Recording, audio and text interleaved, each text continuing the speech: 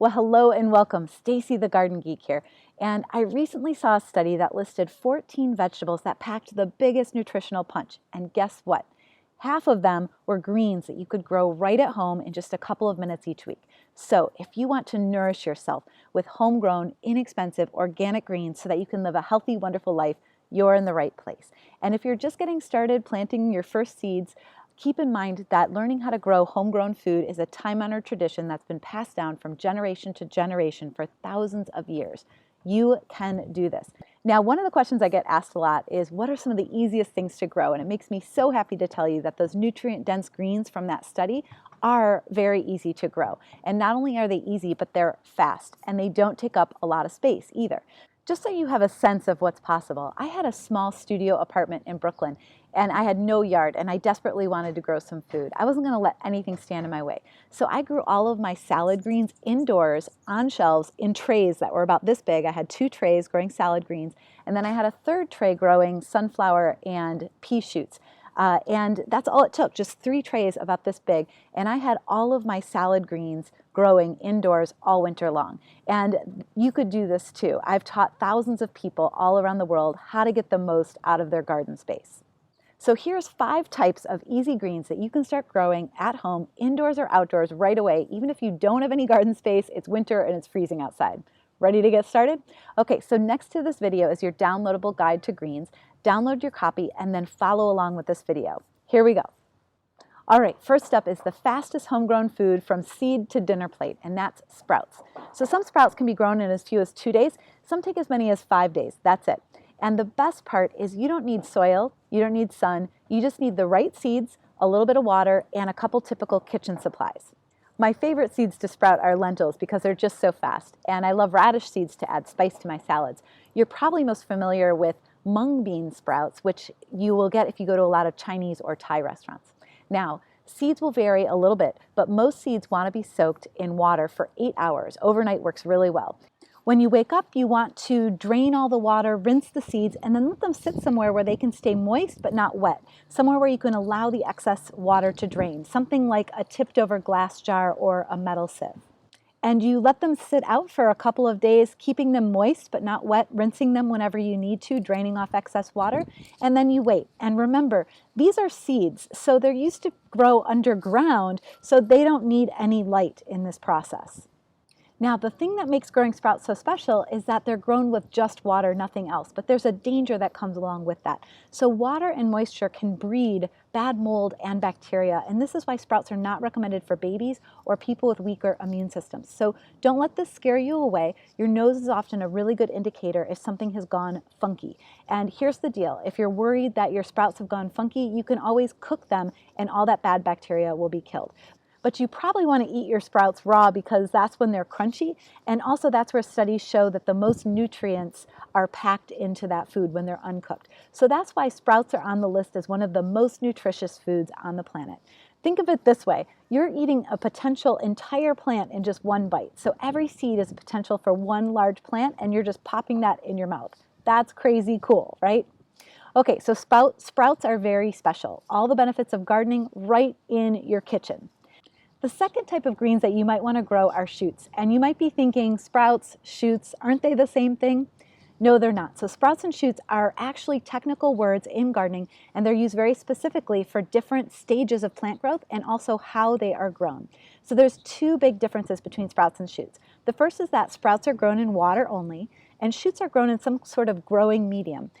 Many people grow shoots indoors in trays, and they grow them in a seed starting mix. Now this is important. If you're growing indoors, you're not using soil. Soil is too heavy. You want a lightweight mixture that holds moisture but also has a lot of space for those roots to grow easily. It's kind of like a wet sponge. The second big difference between sprouts and shoots is that sprouts are much taller. They're more mature. So typically they're 7 to 10 days old, up to 14 days for some types of greens. So they're bigger. And the benefit is that you get more green from every seed and you start to bulk up your salads a little bit more. And the trade-off here is that you need to buy some supplies, some seed starting mix, and potentially a lamp in order to grow the shoots. If you have sunlight and warm temperatures, you can grow these outdoors in these trays, but most people grow shoots indoors because they don't have space outdoors, or it's winter, it's too cold. Now, it is possible to grow these shoots on a sunny window ledge, but keep in mind that photosynthesis is directly related to how much greenery you get. More light equals more green. So if you want to ensure lots of green on your shoots, then get yourself a grow lamp. Okay, our greens are getting bigger each time we talk about a new way of growing. So next up are microgreens. Seed to plate, it will take you 14 to 21 days, depending on what kind of seeds you're growing.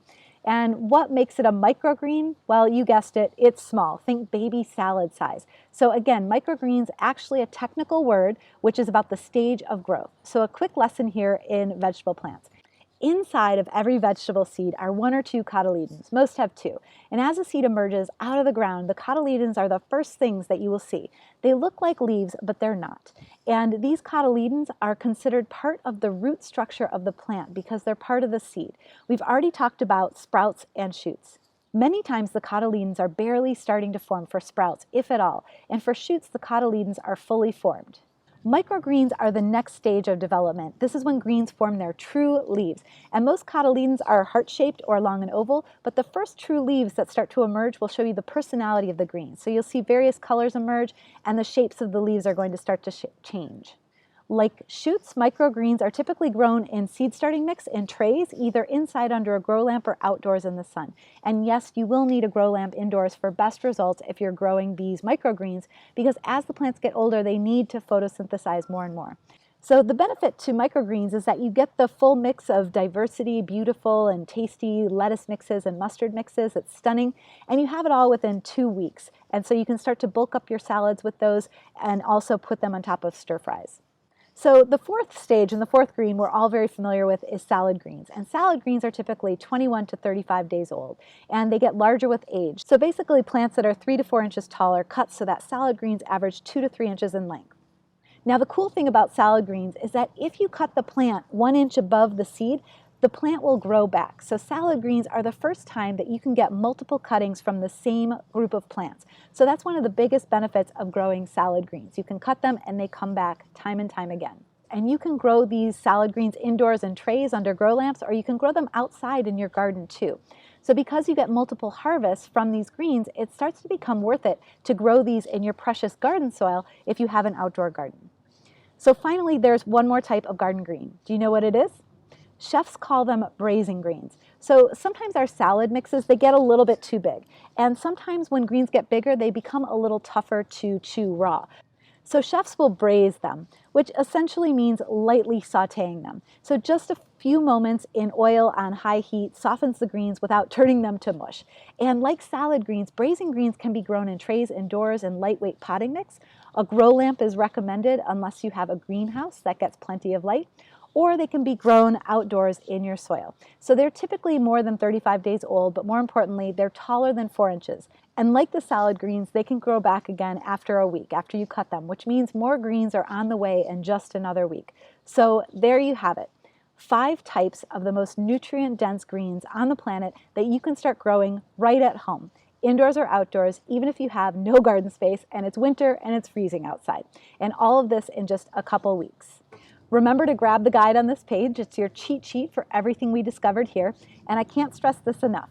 Growing your own greens is immensely satisfying. Imagine homegrown, nutrient-dense greens as part of every meal. And in just a couple of weeks, you could set yourself up for an endless supply.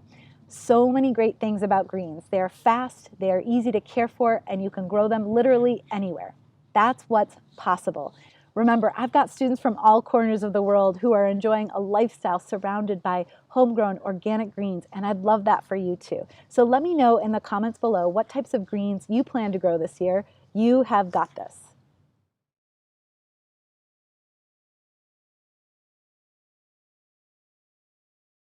If you enjoyed this video, don't forget to leave a like and share your thoughts in the comments below. We'd love to hear from you. And for more simple and practical gardening tips, subscribe to Grow Your Own Vegetables. For more tips and updates, visit gyov.org and join our growing community.